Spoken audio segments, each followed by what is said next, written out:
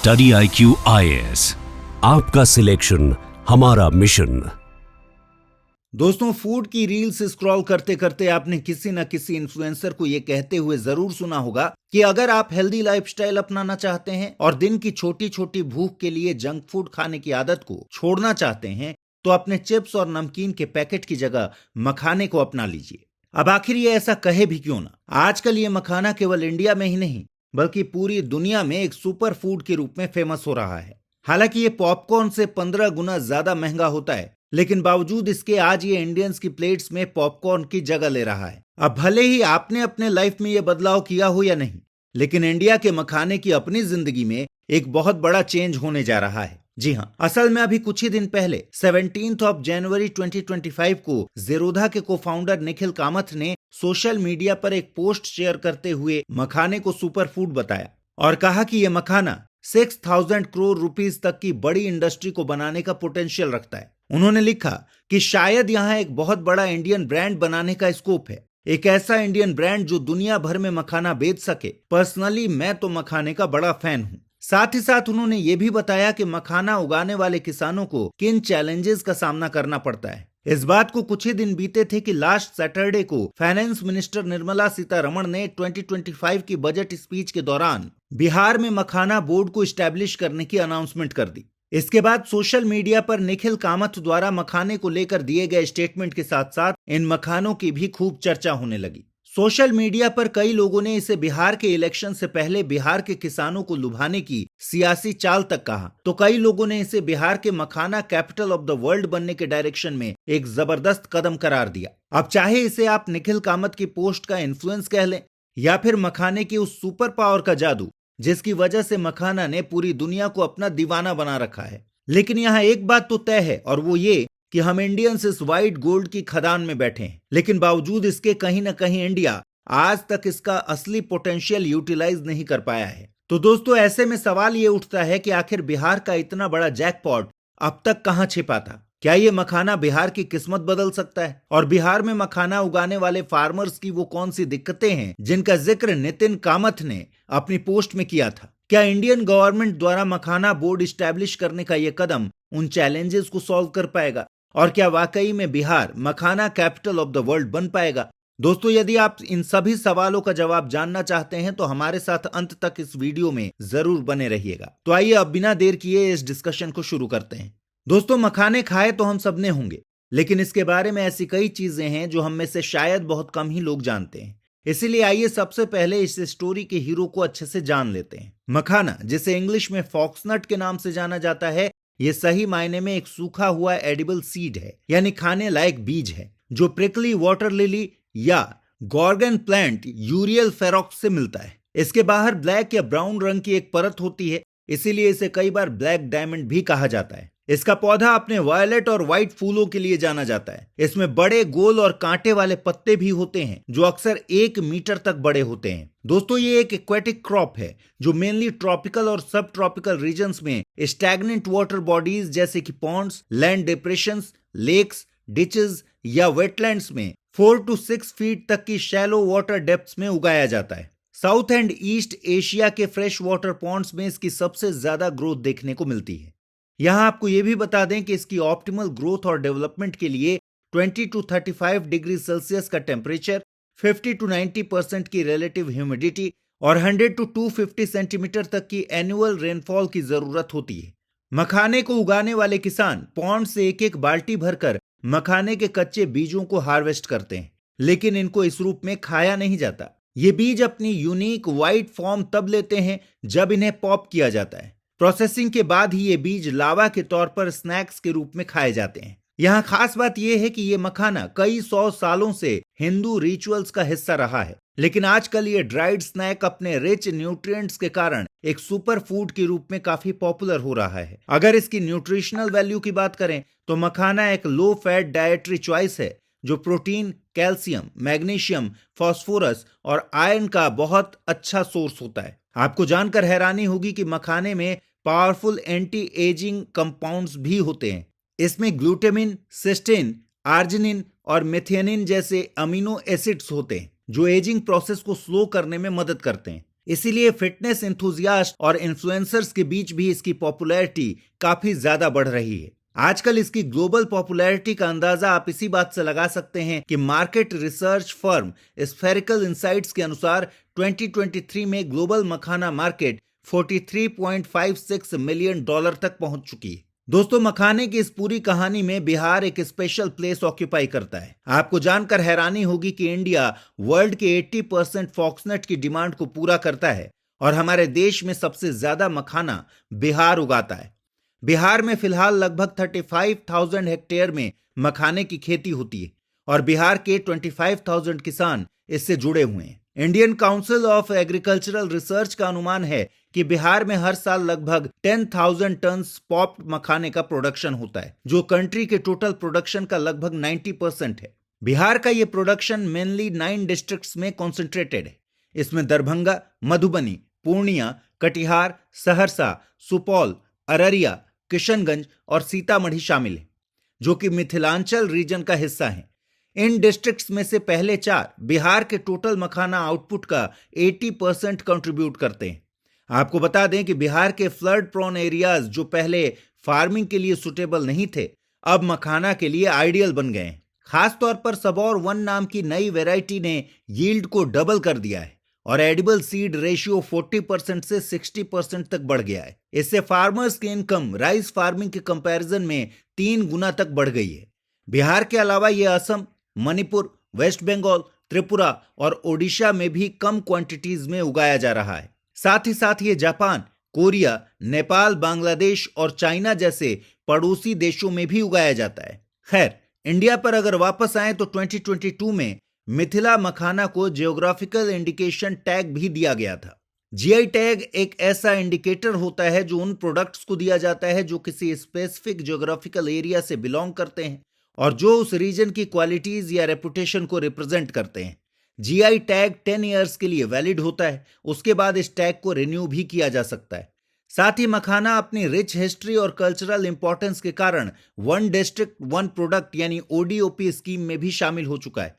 दोस्तों, इंडिया में मखाना के डिमांड का अंदाजा आप इस बात से लगा सकते हैं कि 1998 में इसे देश में 80 to 90 रुपीज पर केजी के रेट पर बेचा जा रहा था, लेकिन आज वही मखाना हमारे देश में 600 to 900 रुपीज पर केजी के दाम पर बिकता है। आप जानकर चौंक जाएंगे कि इंटरनेशनल मार्केट्स में इसका प्राइस लगभग 13,000 रुपीज पर केजी तक पहुंच चुका है। जैसा कि आप इस चार्ट में देख सकते हैं कि इसकी बढ़ती डिमांड को देखते हुए इसकी प्रोडक्शन कैपेसिटी को भी काफी बढ़ाया गया है। यहां तक कि इस बढ़ती डिमांड ने पिछले 20 इयर्स में इसके प्रॉफिट मार्जिन को 30% तक बढ़ाया है। लेकिन इस सब के बावजूद बिहार अब तक डोमेस्टिक और इंटरनेशनल मार्केट की इस बढ़ती हुई डिमांड का फायदा नहीं उठा पाया है। मखाने का लार्जेस्ट प्रोड्यूसर होने के बावजूद बिहार को इस प्रोडक्ट के एक्सपेंडिंग मार्केट को टैप करने में मुश्किलों का सामना करना पड़ रहा है। बिहार देश के 90% मखाने को प्रोड्यूस करता है, लेकिन फिर भी मखाने के सबसे बड़े एक्सपोर्टर के तौर पर पंजाब और असम का नाम आता है, जहां मखाना उगता तक नहीं। तो सवाल उठता है कि आखिर ऐसा क्यों है? तो दोस्तों, आपको बता दें कि इसका एक बड़ा रीजन ये है कि बिहार में फूड प्रोसेसिंग इंडस्ट्री उतनी डेवलप नहीं है। साथ ही बिहार का एक्सपोर्ट इंफ्रास्ट्रक्चर भी न के बराबर एग्जिस्ट करता है। बिहार के किसी भी एयरपोर्ट में कार्गो होल्ड नहीं है, जिसकी वजह से स्टेट की एक्सपोर्ट कैपेबिलिटीज लिमिटेड हो जाती हैं। इसीलिए बिहार अपने फॉक्सनट्स को रॉ मटेरियल के तौर पर दूसरे स्टेट्स के फूड प्रोसेसिंग यूनिट्स को भेज देता है, जहां उनमें फ्लेवर और पैकेजिंग के थ्रू वैल्यू ऐड करके अच्छे प्राइसेस मिल जाते हैं। इसके बाद एक दूसरी बड़ी दिक्कत यह है कि बिहार का मार्केट भी ऑर्गेनाइज्ड नहीं है। यहां इंटरमीडियरीज की संख्या काफी ज्यादा होती है, जिसकी वजह से फार्मर्स की इनकम का एक बड़ा शेयर ये इंटरमीडियरीज ले जाते हैं और फार्मर्स को उतना पैसा मिल नहीं पाता जितना मखाने की कमर्शियल मार्केट में मिलता है। इसका मतलब है कि ना तो फार्मर्स को अच्छा प्राइस मिलता है और ना ही स्टेट को अच्छा रेवेन्यू। लेकिन ये प्रॉब्लम यहीं खत्म नहीं होती। यहां एक और बड़ी प्रॉब्लम है लो प्रोडक्टिविटी की। बिहार में मखाने का कल्टीवेशन बहुत ही ज्यादा लेबर इंटेंसिव प्रोसेस है। पॉन्ड या बाकी किसी शैलो वाटर बॉडीज में पहले इसके बीज डाले जाते हैं और फसल तैयार होने के बाद इसकी हार्वेस्टिंग भी मैन्युअली होती है, जो बहुत ही ज्यादा टाइम कंज्यूमिंग और कमर तोड़ देने वाला काम होता है। हार्वेस्टिंग के बाद भी आगे के पूरे प्रोसेस का ज्यादातर काम मैन्युअली यानी हाथों से ही होता है, क्लीनिंग से लेकर सन ड्राइंग, रोस्टिंग और पॉपिंग तक हर काम मैन्युअली किया जाता है। ये लेबर इंटेंसिव और challenging process overall input cost को काफी ज्यादा बढ़ा देता है। यहाँ हार्वेस्टिंग को मैकेनाइज करने के कई एफर्ट्स किए गए हैं, लेकिन उनमें से ज्यादा एफर्ट्स फेल हो चुके हैं क्योंकि कोई एफिशिएंट मशीन अब तक डेवलप ही नहीं हुई है। ऊपर से मखाना अपने आप में कोई हाई यील्ड क्रॉप नहीं है। पहले आपको गंदे तालाबों में जाकर कांटे वाले पत्तों से सीड्स को इकट्ठा करना पड़ता है और फिर उन्हें सुखाकर मैन्युअली हाई हीट में पॉप करना पड़ता है। निखिल कामथ ने भी बिहार की मखाना इंडस्ट्री की इन एफिशिएंसीज का जिक्र करते हुए कहा कि इस प्रोसेस में काफी क्रॉप वेस्ट हो जाती है। इकट्ठा किए गए सीड्स में से कुल 40% ही खाने लायक होते हैं और टोटल 2% पॉप्ड सीड्स ही एक्सपोर्ट क्वालिटी को मैच कर पाते हैं।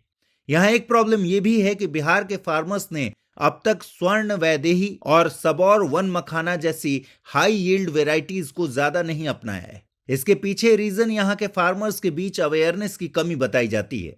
जहां ट्रेडिशनल फार्मिंग प्रैक्टिसेस से 1.7 टू 1.9 टन्स पर हेक्टेयर का यील्ड मिलता है, जबकि ये high yield varieties 3 to 3.5 tons पर हेक्टेयर का यील्ड दे सकती हैं।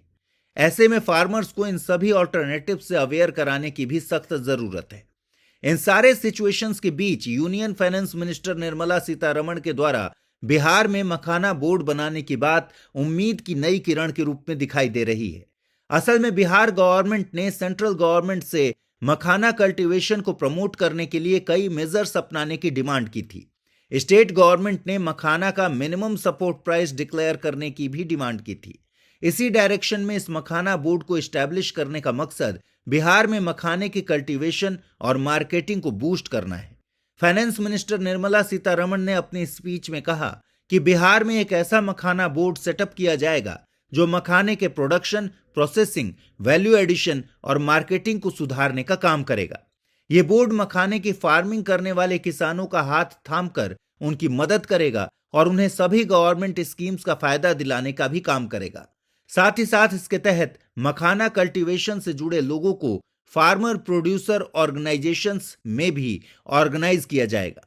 जैसा कि हमने देखा कि बिहार को एक strong food processing industry, storage facilities, efficient market और एक्सपोर्ट इंफ्रास्ट्रक्चर की जरूरत है। तो इसको फुलफिल करने के लिए इस मखाना बोर्ड को 100 करोड़ रुपीस का बजट अलॉट किया गया है। इसके जरिए यह बोर्ड बिहार में एक ऐसा इकोसिस्टम डेवलप करेगा जो फूड प्रोसेसिंग सेक्टर में इन्वेस्टमेंट्स को अट्रैक्ट करने में मदद करेगा, फार्मर्स को एक्सपोर्ट से जुड़ी ट्रेनिंग को प्रोवाइड करेगा और स्टेट में एक्सपोर्ट इंफ्रास्ट्रक्चर भी क्रिएट करेगा, जिससे बिहार के फार्मर्स को मखाने की बेहतर प्राइस मिल पाएगी। और सबसे जरूरी बात यह है कि यह बोर्ड इस इंडस्ट्री में बढ़ रहे डिमांड और सप्लाई के गैप को फिल करने में मदद करेगा। इन सब को देखते हुए एक्सपर्ट्स द्वारा इस डेवलपमेंट को बिहार की मखाना इंडस्ट्री के लिए एक बड़ा बूस्ट बताया जा रहा है। लेकिन बिहार के एक सीनियर ब्यूरोक्रेट का कहना है कि इन सब का रिजल्ट इस बात पर डिपेंड करता है कि यहाँ स्टेट एंड सेंटर एक्चुअली कितना पैसा और एफर्ट डालते हैं और फूड प्रोसेसिंग सेक्टर के पोटेंशियल को किस हद तक रियलाइज कर पाते हैं। पिछली बार जो एफर्ट्स हुए उनमें ज्यादा सक्सेस नहीं मिली थी। दोस्तों 2002 में यहां नेशनल रिसर्च सेंटर फॉर मखाना भी सेटअप किया गया था, लेकिन 2023 तक उसके पास सिर्फ 10 एम्प्लॉयज थे, जबकि इसकी सैंक्शनड स्ट्रेंथ 42 एम्प्लॉयज की थी।